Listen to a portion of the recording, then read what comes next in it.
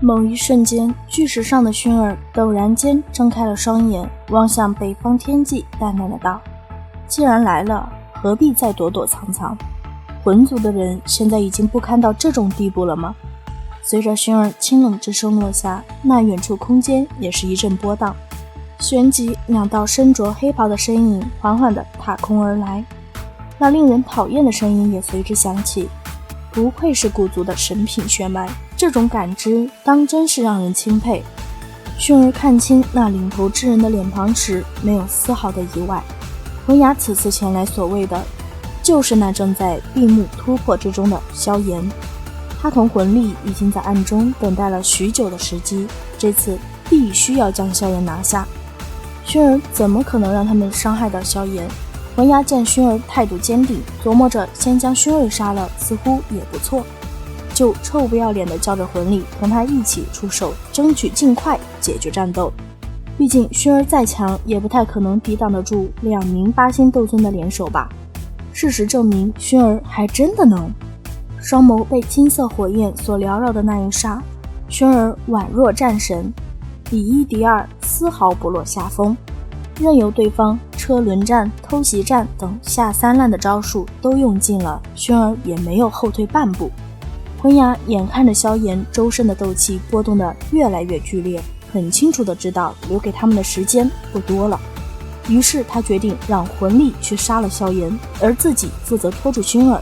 只是刚有所动作，薰儿就像察觉到了他们的打算一样，娇躯一闪，便是飞快地对着萧炎所处的地方掠去。魂雅怎么可能让薰儿回去支援？只见无数道锋利的漆黑锁链就如同暴雨一般的冲着薰儿倾泻而下，这让薰儿不得不停下脚步，先解决掉这些要命的铁锁。一时间腾不出手的薰儿还是很着急的，当下只能怒喝道：魂雅，你敢伤他，这天幕便是你的葬身之处。随着薰儿的怒喝声响起，金色火焰瞬间席卷而开，在一阵叮叮当当的声音中，那些个漆黑锁链被尽数震裂。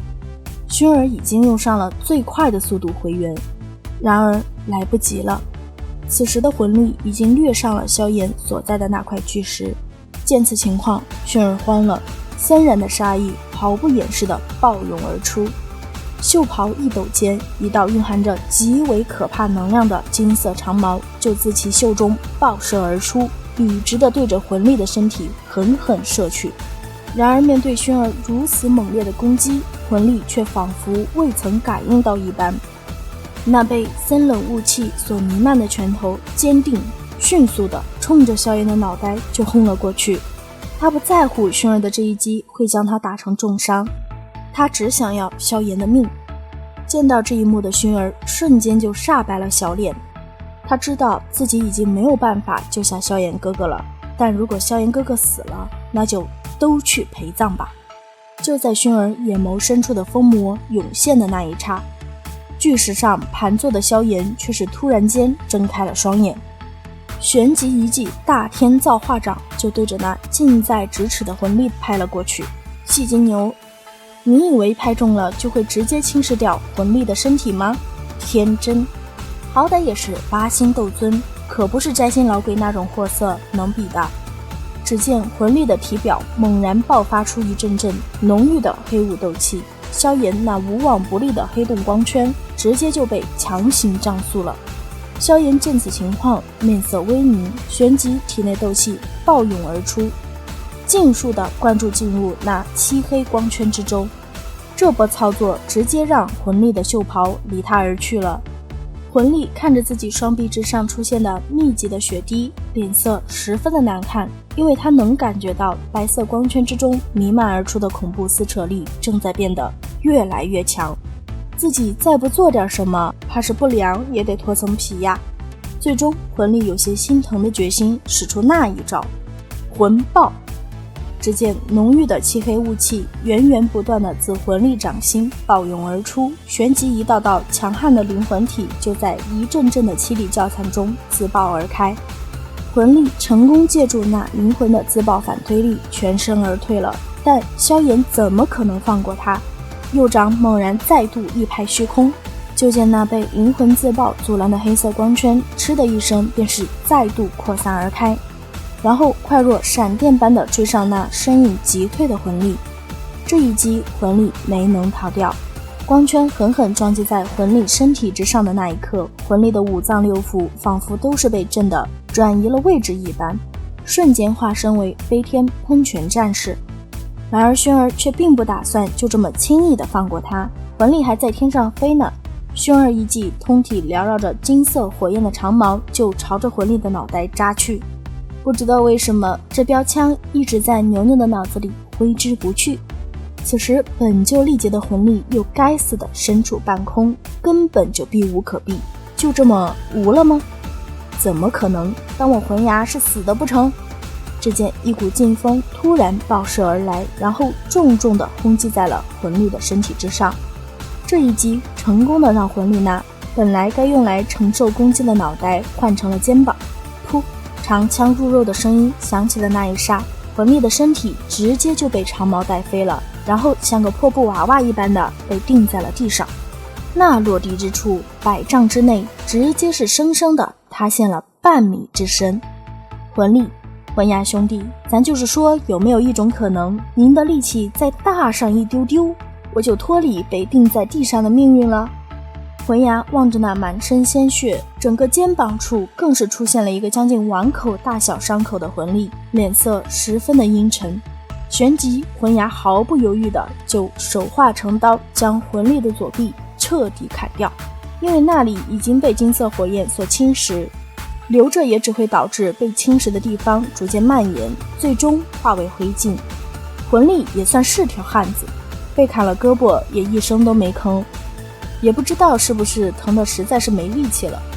魂牙抓起奄奄一息的魂力就想要离开，薰儿怎么可能放虎归山？只是薰儿刚有所动作，魂牙就同先前的魂力一样施展了魂爆。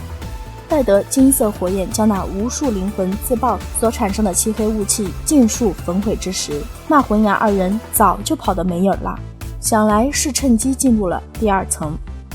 见此情况，薰儿柳眉微蹙，没有说什么，迅速转头就回到了萧炎的身边。看着萧炎略显苍白的脸色，薰儿还是有些后怕的。萧炎哥哥，没事吧？薰儿轻声道。没什么大碍，刚刚突破体内斗气尚还不稳，又施展了天阶斗技，造成了一些反噬，调息一会儿便好。萧炎摇了摇头道。确定萧炎没什么大碍，薰儿这才安心了些，旋即那差点被2个混蛋算计了的愤怒就涌上了薰儿的心头。下次若是再遇见，定取他们狗命。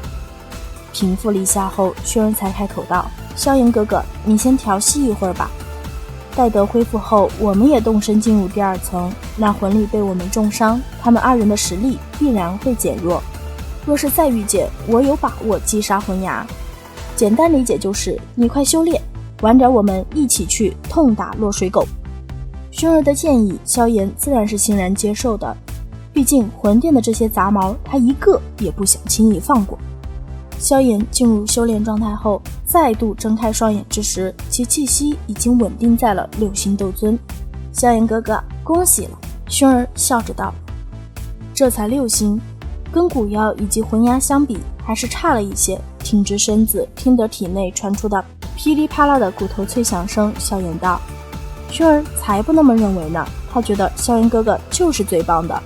只听薰儿有些盲目崇拜的辩解道：他们修炼的时间可比萧炎哥哥长许多，而且他们所接受的培训是常人一生都无法比拟的。